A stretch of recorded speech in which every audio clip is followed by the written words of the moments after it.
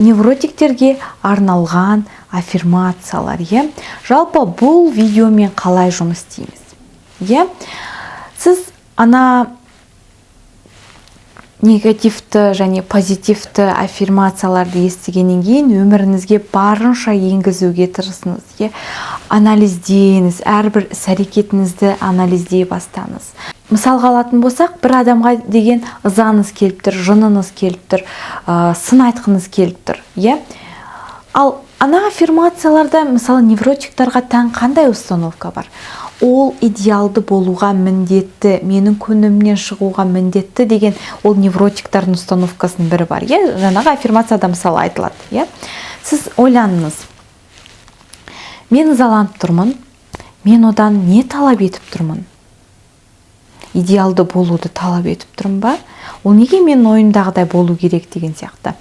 Жаңағы аффирмацияларды өміріңізде қолданыңыз, өміріңізді анализдей бастаңыз. Тіпті егер де басында қиын болса, сізге анализдеу өміріңізді тыңдай беріңіз, себебі өміріңіздің бір бөлшегі болып қалады. Жалпы бұл аффирмацияларда ислам діні, психология, мен мысалы батыстық психологияны оқимын, барлығы тоғысып біздің менталитетке құрастырған аффирмациялар. Мен күнделікті өмірімде қолданамын және маған ылғида көмегін тигізеді. Бұл 60-70% невротиктерде кездесетін негізгі установкалардың жиынтығы.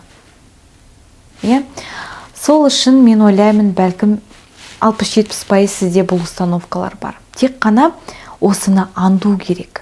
Іс-әрекеттеріңізде аңдыңыз, неге жынданып тұр, неге ызаланып тұрмын деген сияқты.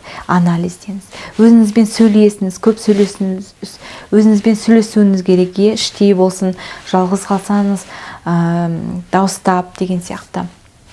Ал сәттілік.